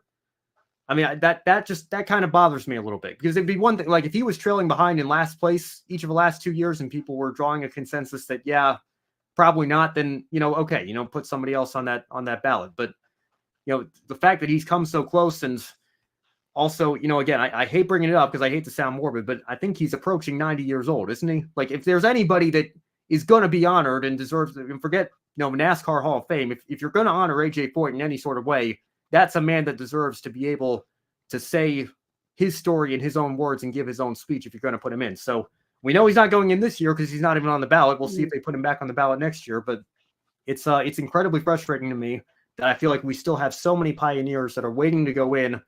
And not only are we only putting in one a year, we've got people that look like they're on the cusp, on the verge of getting in, and then we just seem to arbitrarily remove them from the ballot entirely. I'd love to have a little bit more transparency in terms of what goes into creating that ballot and why AJ Foyt and Sam Ard were on the ballot the last couple of years. Larry Phillips was moved to from the modern era ballot to the pioneer ballot, seemingly without explanation as well. I know that you can make a case that he should be on either ballot, but why was he on one last year and is on another this year? I don't know. I just, the process to me seems a little bit flawed, and that's a little bit frustrating for me as a race fan, and that's my not for this weekend. Sounds good to me. Thank you, everybody. Now, taking a look at our upcoming schedule as well. On Saturday, you can join us for our Grid Live pre-race. That's at noon Eastern. Sunday, Grid Live wrap-up will be 90 minutes after the NASCAR Cup Series race at Dover. And on Monday, Ben will be back as well for the Grid Encore, recapping the ARCA and Xfinity races at Dover, plus Indy NXT at Barber Motorsports Park. Please do subscribe to our YouTube channel. I thank you as well for helping us reach our goal of 1,000 subscribers. And please do help us as we're now on the road to 2,000. And thank you for helping us be a part of that. And you can hit the bell icon to get notifications when we go on air as well. Follow all of our social media platforms and visit gridranking.com. You can take 5 minutes to invest in the Grid Network through Patreon. You can join Colin, Mark, Deshelle, Robin, and David and Matthew, who invest in each month in the Grid Network, and we encourage you to join these fine folks of people who keeps us on the air. And once we hit $500 per month, we can start sending our team to the track to cover more races and continue expanding our coverage. The link to all of that is in the video description. Jackson recently was trackside for us as well, and I'm going back trackside for the British Touring Cars this weekend as well. And we'll have all the interviews as well up on the Grid Network channel from the opening weekend of the Touring Cars. And if you want to make a one-time donation, you can click on the Buy Me a Coffee link, get your name on the board, and invest as much as you want. Oh, hello, have I frozen? No, you're fine. Oh, my You're laptop. frozen, but we can still hear you. All right, looks like my camera's had a bit of a meltdown then as well. Isn't that great? I'll sign off quickly then. If you want to make a one-time donation, you click on the Buy Me a Coffee link. You can get your name on the board and invest as much as you want. You consider buying a specific on-air personality a cup of coffee, and they'll thank you on the air. And do please buy one for Jackson, who covered IndyCar last weekend at Long Beach, to thank him for his hard work. You can also support us by donating during our live streams through Super Chat as well. So I've frozen, but for Kobe Lambeth, Matt White from Grid Endurance Performance Index, and Ben Schneider from Grid Encore and lastcard.info, I'm Joshua Birch. Frozen, but thank you for watching. We'll see you next time. Goodbye. Right, can somebody pay Roger Penske to unfreeze me, please? He's got the cash.